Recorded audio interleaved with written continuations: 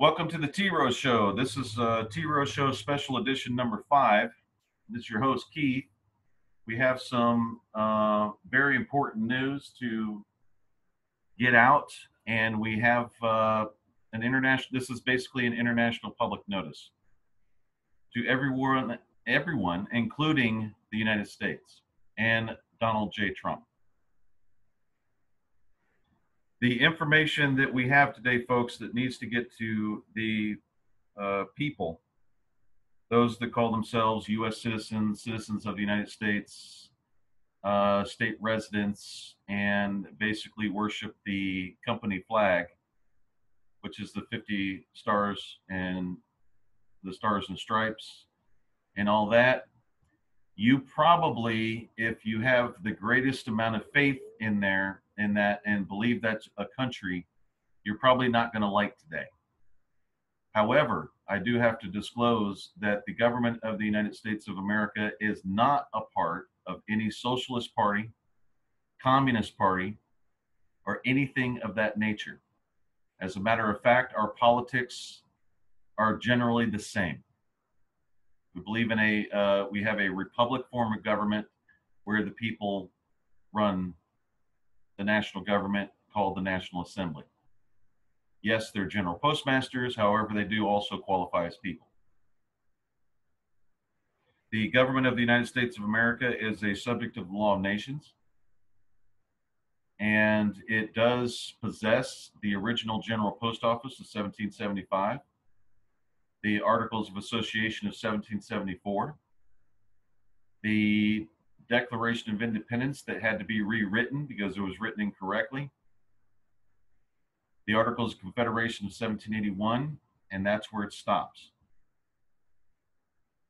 How all that came about will be disclosed later on. It was all done legally, lawfully, basically through a claim of the metes and bounds of the United States of America and seaward boundaries that was done, I could possibly say, on accident, without intent to take the original country back. We have discussed this on the T Rose Show in previous episodes. However, what you're about to see, someone in this country is trying to help. Someone did some research that was unbelievable.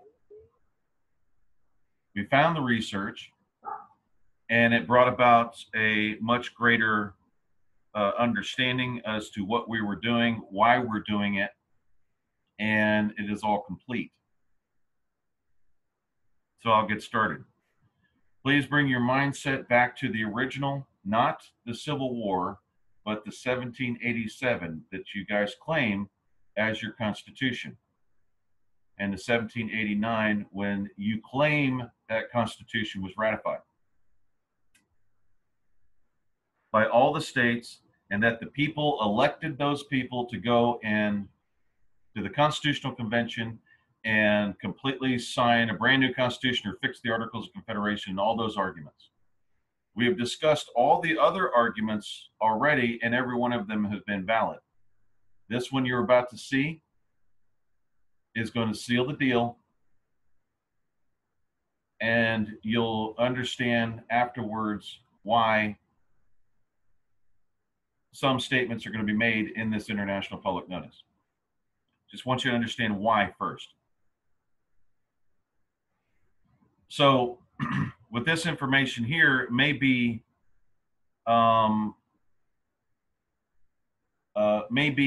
old to some, but you never put it together. So we're about to put it together for you today. It says the Article's failure to empower the central government to carry out essential functions was their primary weakness. Well, that's a political opinion. That's all that was. The Articles protected the sovereignty of the states at the expense of the central government. That's what's supposed to happen. Which lacked the power to raise revenue or conduct diplomatic relations. That's not true. Diplomatic relations were done correctly. The central government also could not manage the Western territories in an effective manner. That's also not true. They could have. They had the Navy. They had the original Continental Army. They could manage it if they needed to.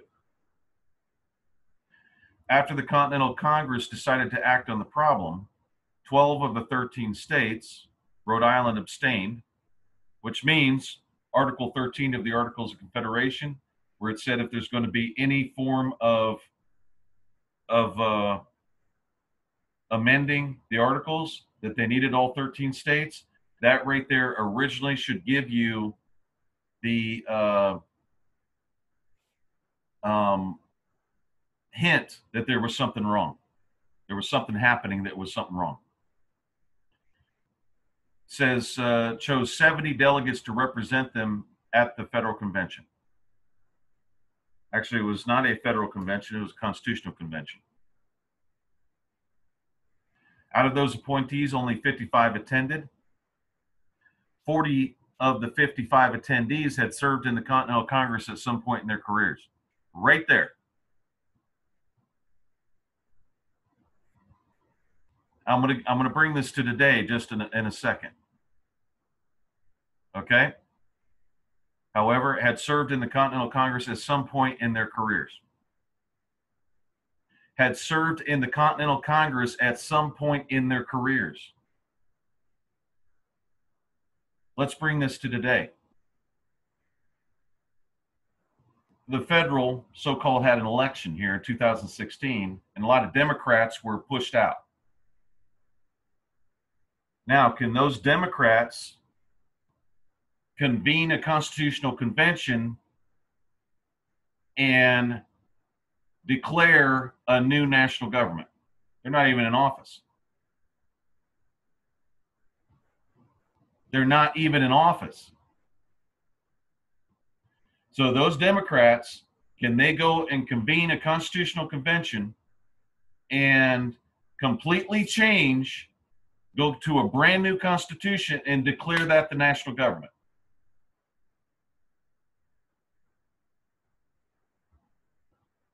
That would be like George Bush Jr. or George Bush Sr.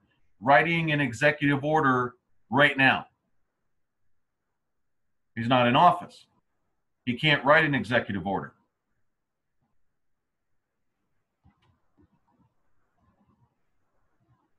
So the delegates that were supposedly there were not even in office at the time.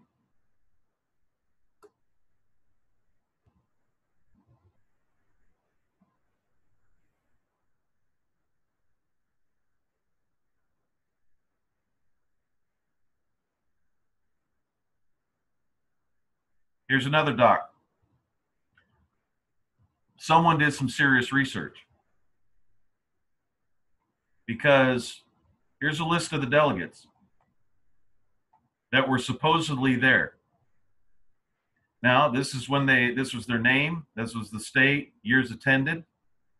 This is Articles of Association, 1774, Declaration of Independence, Articles of Confederation, and Constitution. The X signifies what they signed, what year they were in office, and all that. Okay? So, let's go down to this guy. I will give you a certain amount here, okay? We're going to give a little bit of a lenience here, just for kicks and giggles, okay? Now, Abraham Baldwin, who signed the Constitution, you'll see that X over here, okay? He was supposedly in office at 1787 to 1788, okay? So that's one. That's one guy, possibly. We don't even know if he was in office at the time.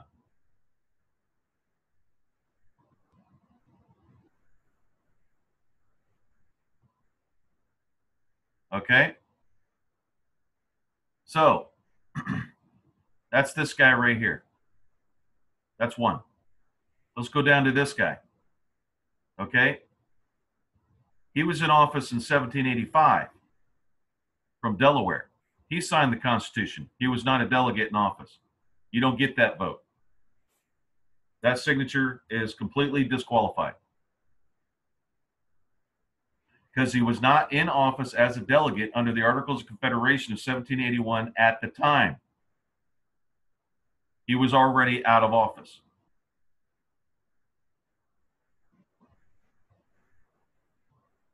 Okay, now here's this guy, William Blount, 1786 to 1787.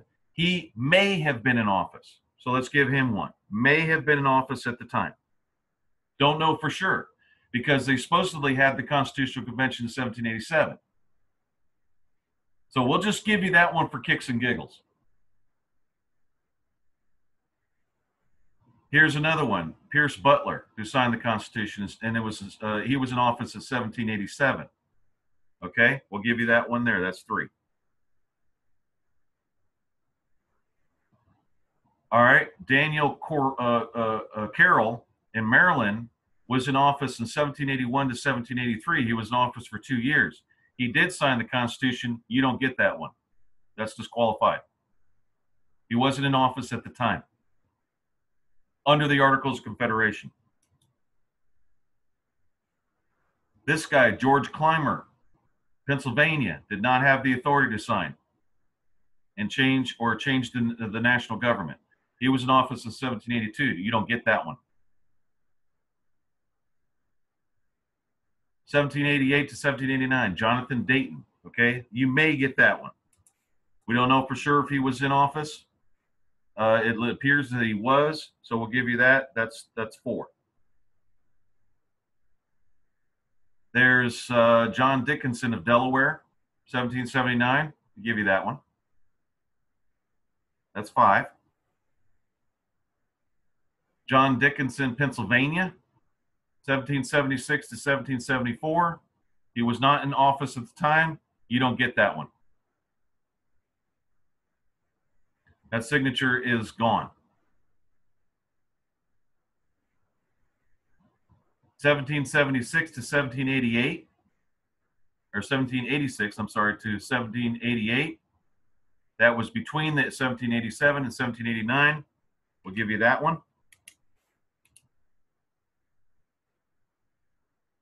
Thomas Fitzsimmons, no. He was only in office 1782 to 1783. He wasn't in office at the time. You don't get that one. Benjamin Franklin was not even in office. Never held the office of delegate. You don't get that one. Didn't have the authority to sign it or change the national government. Nicholas Gilman, 1787 to 1789. Possibly give you that one. That's 7. 1785 to 1787. We don't know for sure. There's a little footnote here. This guy here, we don't know for sure whether he was in office at the time. So that's gonna be a maybe. This guy was in office, Alexander Hamilton. We know what a prick he was, and we also know what a advocate he was for the Bank of New York Mellon. We'll count him, but he's also a traitor to this country. Thank God somebody shot him. Huh. Any more X's? This guy here, Jared, didn't have the authority to sign it. He was not a delegate under the Articles of Confederation at the time. He didn't have the authority to sign a new constitution.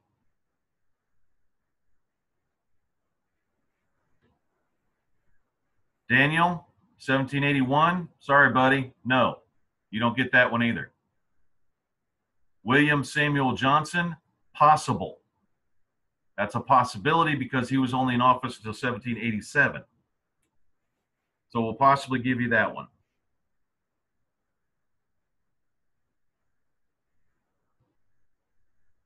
Maybe on Rufus King.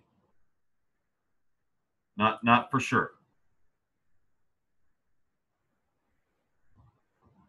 Okay, John Langdon, no.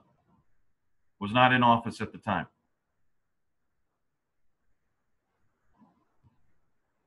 William Livingston, sorry, was not in office at the time. James Madison appears he was in office at the time, so we'll give you that one. James McHenry, sorry, buddy, didn't have the authority to sign it and change the national government.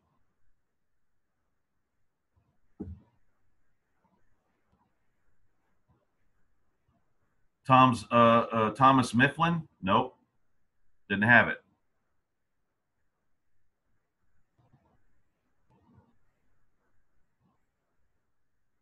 Governor Morris, New York, nope, was not a delegate at the time.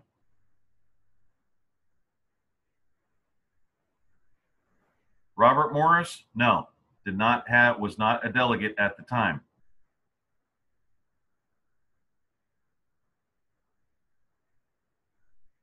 Possible Charles Pinckney, we'll give you that one.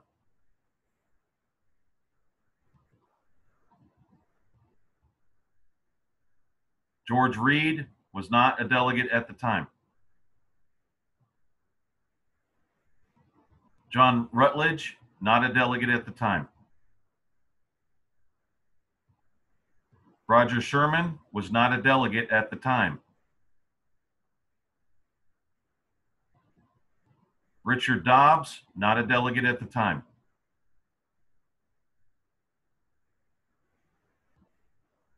George Washington, not a delegate at the time. Wasn't even a part of it.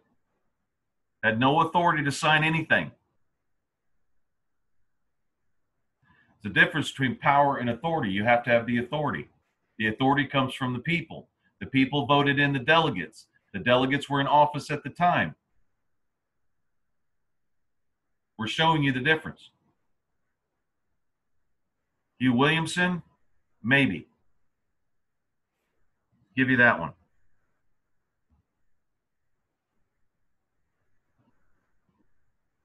(1786) James Wilson, sorry, buddy, no. We're not in office at the time.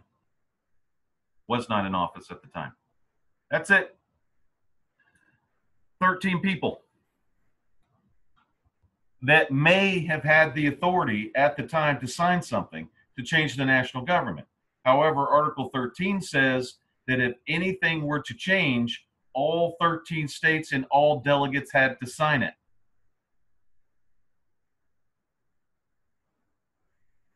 So bring that to today.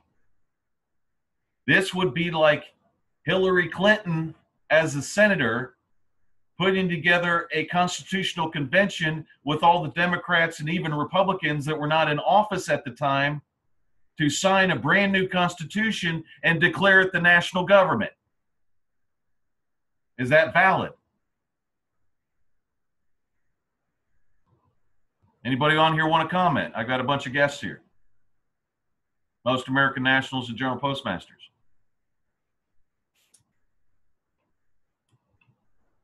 Would Hillary Clinton or anybody else be able to bring about a constitutional convention and completely change the national government without any vote from the people whatsoever? Absolutely not. They're not in office. They don't vote. Go ahead. Yeah, you're absolutely right.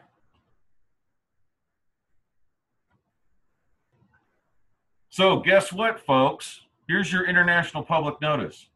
The government of the United States of America, that's the uppercase T, that is under the Articles of Confederation of 1781 and has the original General Post Office and is now under the Articles of Confederation as amended August 5th, 2015, is the national government.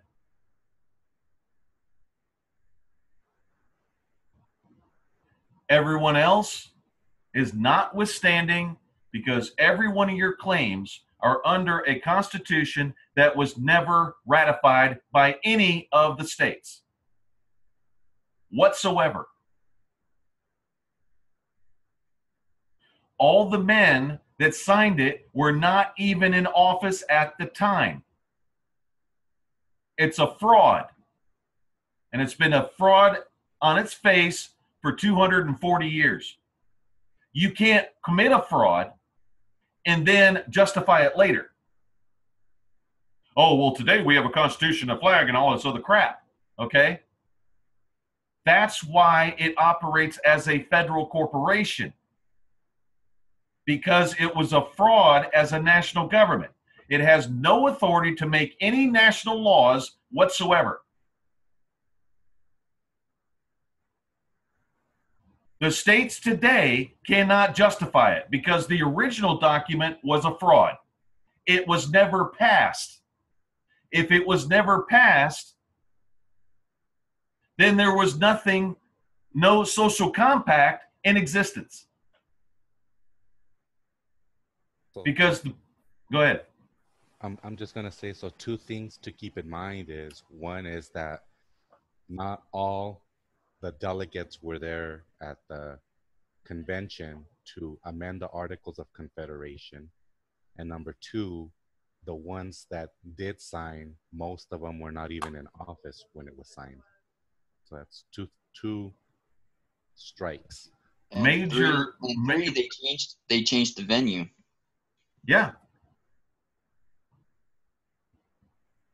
Every one of them, every one of those men that signed are treasonous against the original national government. They're criminals. They committed treason against the country. And every one of you folks out there are calling them founding fathers. They're not founding fathers, they're treasonous. And deserve to get hung.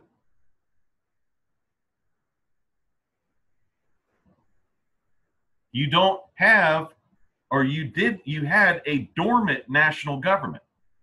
You grew up in a dormant national government under the Articles of Confederation.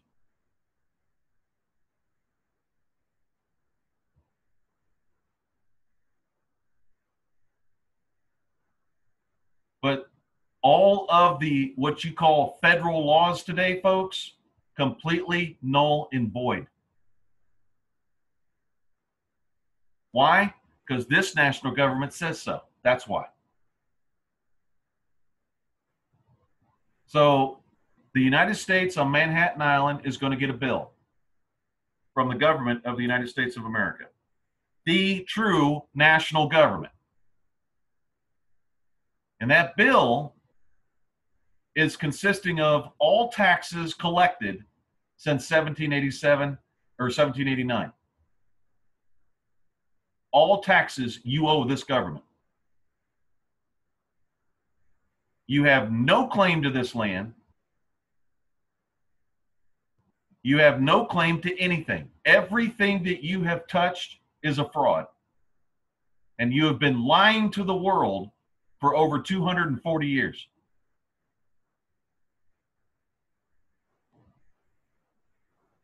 Those taxes you're talking about actually constitute the entire gross national product of this nation.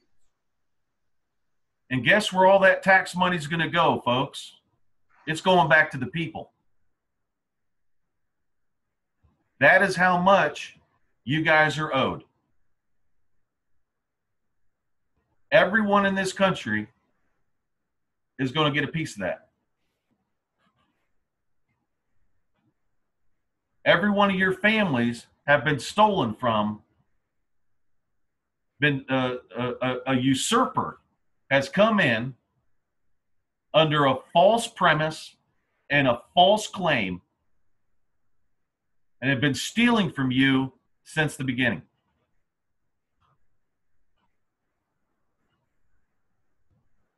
Since you were born. Why do you think you guys, no one has any last wills and testaments? Where are your oaths and affirmations to a government? They don't have any. They never had the authority. And they know it.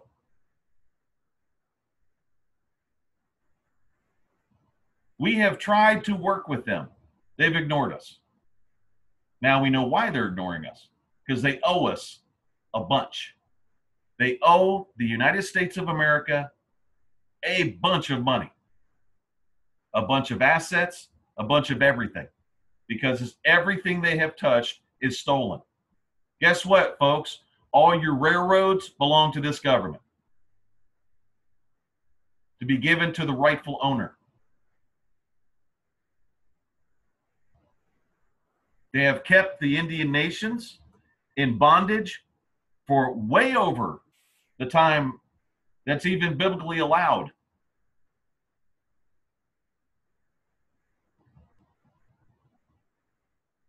And the people that earned their independence through the revolution, that formed those 13 states, you have dishonored every single one of those families, every man, woman, and child that died under the sword or gun of an English soldier and a Dutch soldier. You've dishonored your forefathers. You've dishonored your families. And it's time it stops. That stops today. We're going to honor those people that died in the Revolutionary War so that you guys could have your freedom, your independent states, and everything else. And the true national government, the government of the United States of America, is taking action.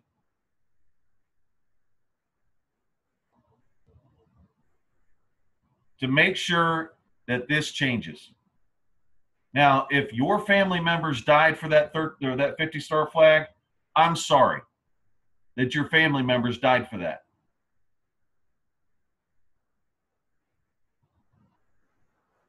But none of your oaths of office were real.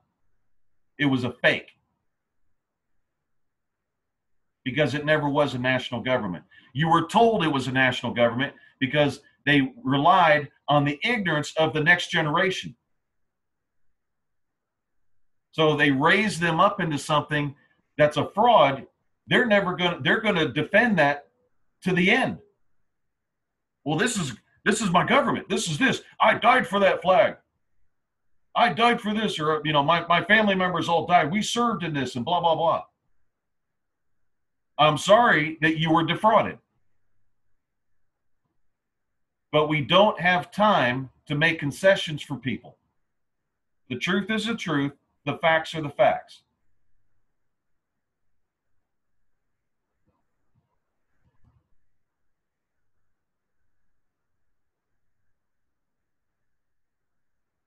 This is Keith, your host, but I'm also Keith Edward Livingway, who was the successor to Ebenezer Hazard. That was the last Postmaster General of the Confederacy. He died without a successor in 1817. Because these treasonous bastards wouldn't accept him as Postmaster General for the so-called newly formed federal government. I wonder why that was. That's when they lost all chain of title. But chain of title wasn't the key. That wasn't what George Washington wanted. They wanted their own national government. That's all good and well, but the people didn't agree with that. But I know that was a little minor inconvenience for you.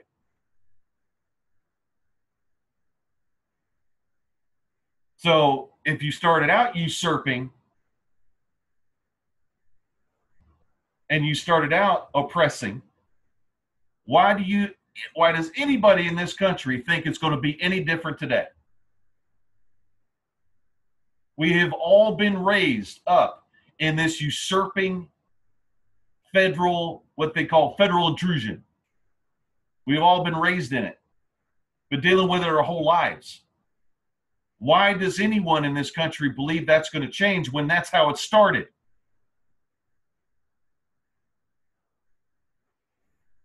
What do you think you're going to get in there and we get all Christians in there and that's going to change it? It never was a Christian government. And never will be because it was never a government. It's barely a company. That's why it had to be registered over in England.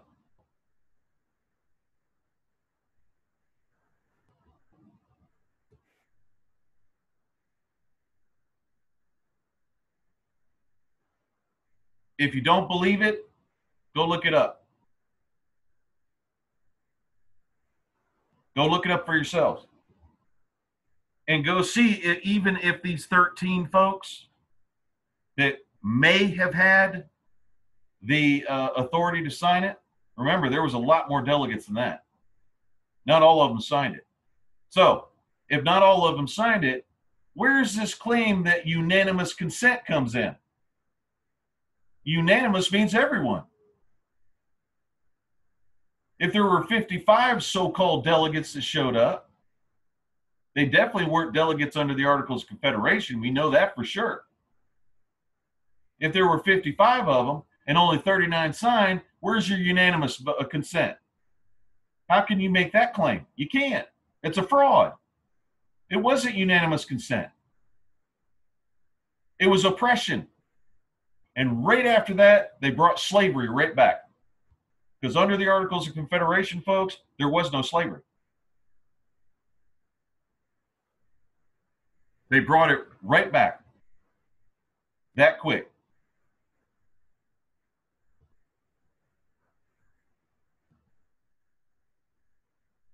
So the real national treasury, under the real seal of 1781, the United States, on Manhattan Island, in the Bank of New York Mellon, you're getting a bill.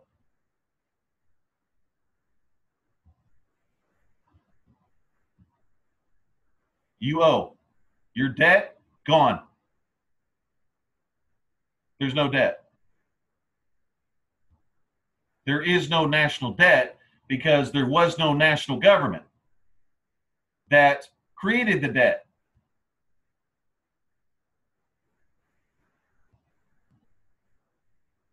Anybody else have anything else to say before we end?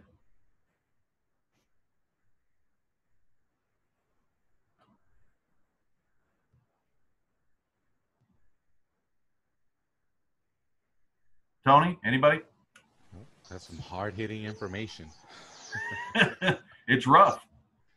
No, if anything comes up, we can always do another show. That'll be fine. Okay, thank you for listening to the T Rose Show. You have had international public notice. Folks, the government of the United States of America is hereby proclaimed the real national government. Have a good day.